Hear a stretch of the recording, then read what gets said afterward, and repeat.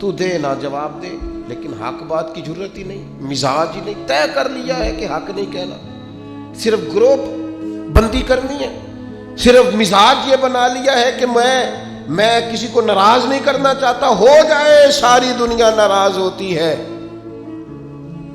بس یہ سوچ کے رات سو جانا سارے ناراض ہو جائیں تو کام چل جائے گا، کہیں اللہ رسول نہ ناراض ہو جائے، یہ سوچ کے سویا کرو۔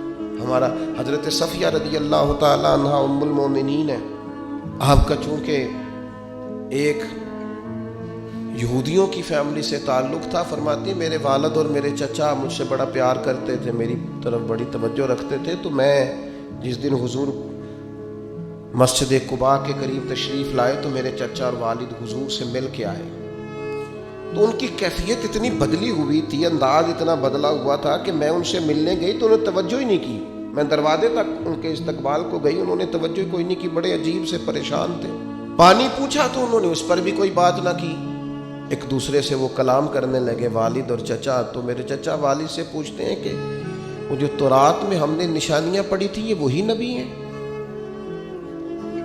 تو میرے والد کہنے لگے حرف سچا ہے، یہ وہی پیغمبر ہے۔ میرے چچا کہنے لگے پھر خیال کیا ہے آپ کا، کرنا کیا ہے؟ تو کہنے لگے میں جب تک زندہ رہوں گا معاذ اللہ ان کی مخالفت کرتا رہوں گا،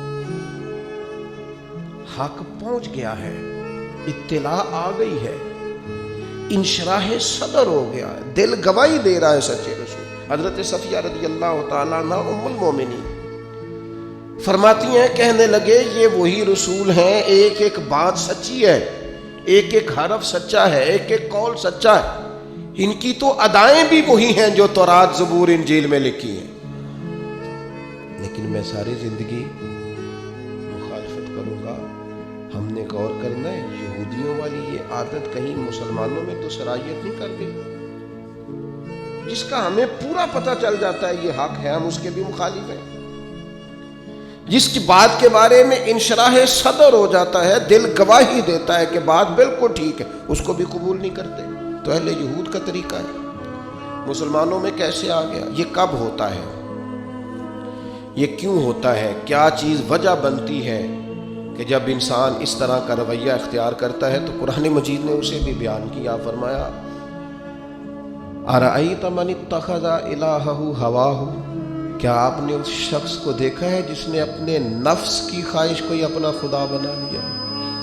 اَرَأَيْتَ، کیا آپ نے دیکھا ہے مَنِ اتَّخَذَ إِلَٰهَهُ هَوَاهُ، اس شخص کو دیکھا ہے جس نے خواہش نفس کو ہی خدا مان لیا؟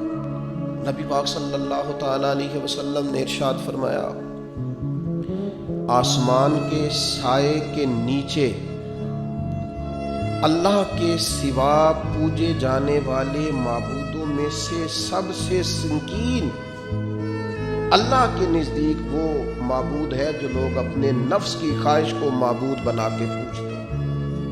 رب کہتا ہے انہوں نے اللہ کے مقابلے میں معبود بنا لیا، کس کو؟ نفس کی خواہش کو۔ ایک طرف اللہ کا حکم ہے، ایک طرف نفس کی خواہش ہے، چلتے کس طرف ہیں؟ رب کہتے ہیں انہوں نے نفس کی خواہش کو اپنا معبود بنا لیا، اللہ کا حکم نہیں مانتے۔ میں آپ سے ایک بات پوچھتا ہوں،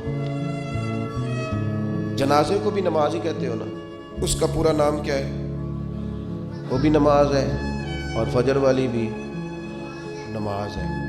کتنا دوڑ رہا ہے بندہ، محلے کا ایک علاقے کا ایک بااثر آدمی انتقال کر گیا، دوڑ رہا ہے، چھٹی لی ہے، بھاگا ہے، جلدی سے وضو کیا، جنازہ پڑھنا ہے، لمبا چوڑا رش ہو گیا، صفیں گنی نہیں جا رہی، سر گنے نہیں جا رہے، یہ کس لیے آئے؟ کہتے ہیں نماز پڑھنے ہیں جنازے کی۔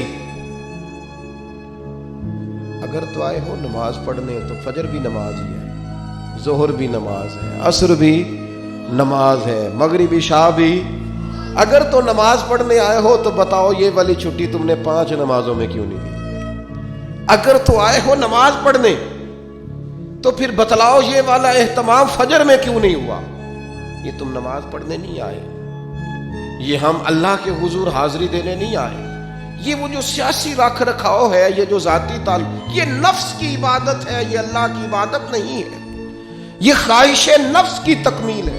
یہ رب کی عبادت، یہ تو اپنے خواہش کے پیچھے دوڑے آئے ہو.